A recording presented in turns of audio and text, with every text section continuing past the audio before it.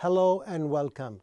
This is Dr. Narendra Gupta. I'm the Medical Director of the Diabetes Hypertension Center, and I'm going to talk to you about hypertension. Hypertension is a silent killer.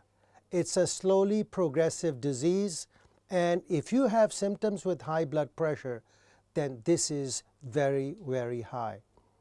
99% of the patients will not have any symptoms, and if you have a family history of high blood pressure, it's imperative that you start getting checked. Now, the myth is that high blood pressure is 100 plus your age. I don't know where that came from, but it has been percolated and circulated all over, and everybody is talking about this. That is absolutely wrong. A lot of people at the age of 18 and 20 will have a blood pressure of 90 by 60 or 100 by 60 or 110 by 60. Now the person 90 by 60 and 110 by 68 age of 20 are quite different. And if the blood pressure goes up to 140 by 90, then in a person with 90 by 60, this is severe, severe hypertension. In a person with 110 by 70, it's a moderate elevation of blood pressure. So it's the relative change in blood pressure that is very important. And we get caught that my uncle had so high and my aunt had so high and so. But it is an individual thing, and I want you to know in India, there's a population of 110 crores, and there are 240 crores doctors here. Everybody has an opinion, and I also believe that we have a birthright to our opinion.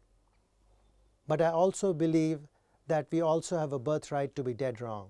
And so go to your doctor, find out what is your right blood pressure. Again, before your blood pressure goes up, there's a relentless change that the blood pressure is having on your body. And in America, we learned from the Korean War that the young soldiers that had blood pressure around 130 by 90, 140 by 90, they were being sent to the Korean War. And when they died, an autopsy was done. And at the time of autopsy, we found out that they have significant enlargement of the heart. The blood vessels were thickened, the blood vessels were narrowed.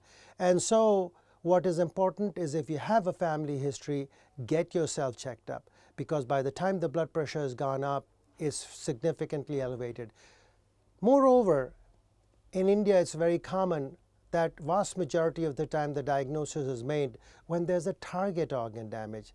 What do I mean by target organ damage? When the catastrophe has happened. Somebody has had a stroke, somebody has had a chest pain and heart attack, somebody has kidney failure. And I want you to understand that all these are progressively getting very common. We will see more and more of these people. But if we want to be successful, we need to nip it in the bud. That means we pick up the diagnosis early, we start treating it, and we do it in a proper manner. And what do I mean by the proper manner? Well, the target has to be set. So I, as a physician, look at the patient and say, what is his blood pressure? What are the other conditions he has, whether he has eye problems, whether he has circulation problem in the neck, or there's heart disease or kidney disease or circulation in the neck. And based on this, we design or custom make the treatment, and that's how we make choices of blood pressure. Another common misconception that we have is that if you take 2 blood pressure medicine, you're going to have problems. I want you to understand, sometimes a number of people will require 2, 3, 4 blood pressure medicine. And what is the advantage and disadvantage? Well, the big advantage is that if we make the choices correctly, then the drugs work synergistically. And what do I mean by synergistically? They work in combination to make everything happen very well. And as time goes on, over the course of next 2 years, these people will require less and less medicine. In my experience in the United States, over the course of 30-some years, I have found that if the blood pressure is well controlled, every 2 years they require 1 or half medicine less. Now, is that possible? Yes, it is true. It is possible. And I want you to realize that good medicine and treating you well, you will require less medical support and you'll continue to get better. So what is important is we look at you, we look at your issues, and then custom make the treatment to suit yourself. So there is a various class of medicines that we have used. And what happens, and I want you to understand that one of the classes of blood pressure medicines that I used is called ACE inhibitors. And what is the advantage? The ACE inhibitors have changed blood pressure management altogether. And what is important to realize that they are tissue drugs. And we are looking at more and more tissue drugs. Blood pressure medicines are separated into two major categories.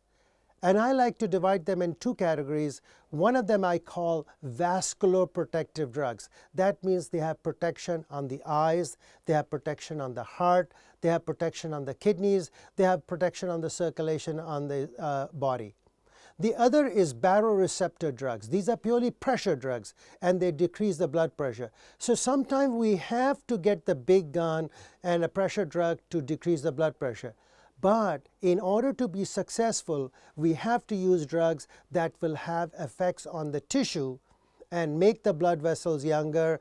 I remember I was talking about the 3 layers of the blood vessel, and the endothelium can be made to look young again. The elasticity can be brought back, and therefore the incidence of stroke, heart attack, kidney failure, circulation, amputation can all be decreased. So what I want you to understand that yes, high blood pressure kills.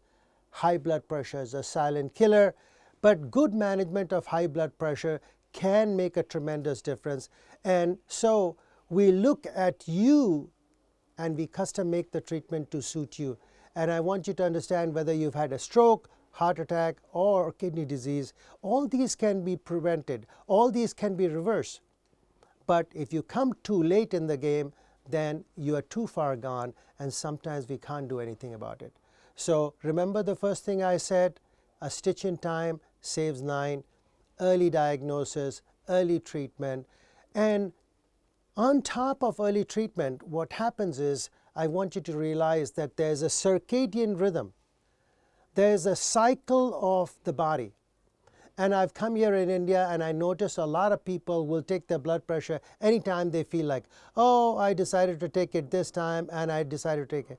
But timing in life is very important. Timing of the blood pressure medicine is very important. So certain medicines are made to be taken in the morning, certain medicines are made to be taken in the evening, and you must talk to your doctor when to take the medicine. Particularly with the diabetes medicines, you have to be very careful. With the blood pressure medicines, you have to be very careful. And it's also important to ask whether it should be taken before meal or after meal. That is very important. So timing of these medicines are very important. If a medicine is not designed to be given in the evening, what is the bad effect? Well, in the biological clock at 2 o'clock in the morning, we are in absolutely a trance-like state. At that stage, between 2 and 4, we are sleeping like a baby. Our body is recovering completely. Our pulse rate is the lowest. Our blood pressure is lowest. Our blood sugar is lowest.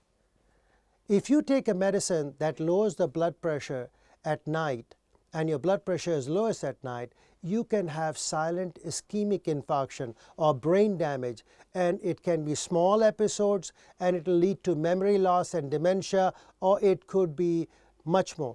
So what we think about is, 1, we want to control your blood pressure. Number 2, how do we fix the target organ damage? And that has to be always paramount. We must look at not only controlling your blood pressure, but also how we can make the tissues that have got damaged, the things that have happened in you, reversed. And so what is important is timing of medicine is also important. Another aspect of blood pressure medicine is very important, is salt. Salt can always increase your blood pressure and make it difficult to control this. And we tend to eat a lot of salt in a diet.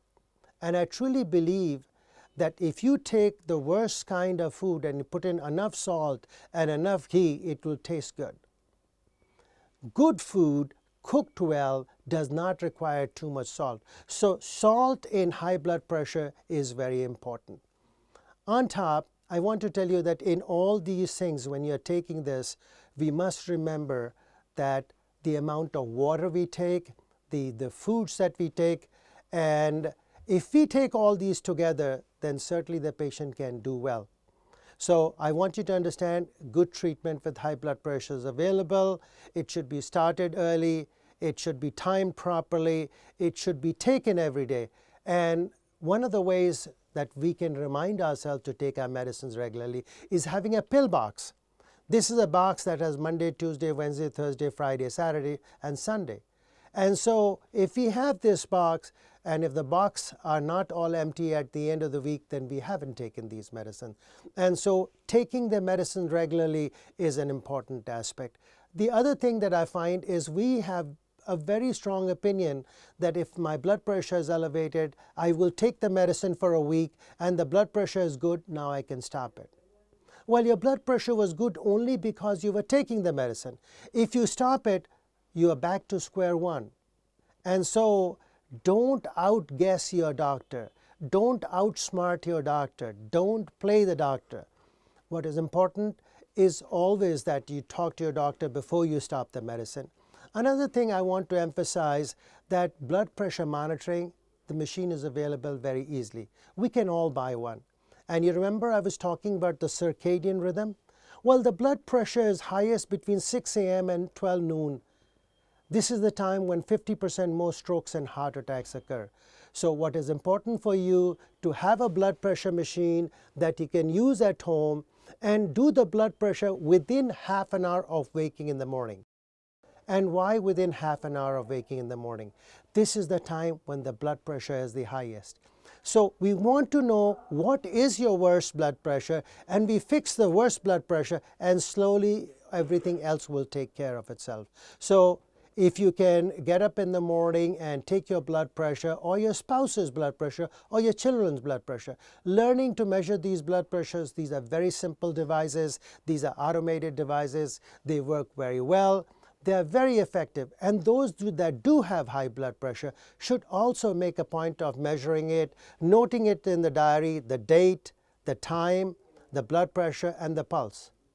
And I want to emphasize that the pulse and the blood pressure are very important. Without knowing the pulse, quite often the doctor cannot adjust the right medication. So blood pressure is a pulse pressure product, and the pulse is very important. Taking these records to your doctor with all the blood pressure will help your doctor take a very concise and proper decision so that he can adjust the right dose and perhaps sometime add for timing as to what he should do about any other thing. I hope you found this helpful. We'll be always available to answer more questions, and we look forward to hearing your feedback. Thank you. God bless.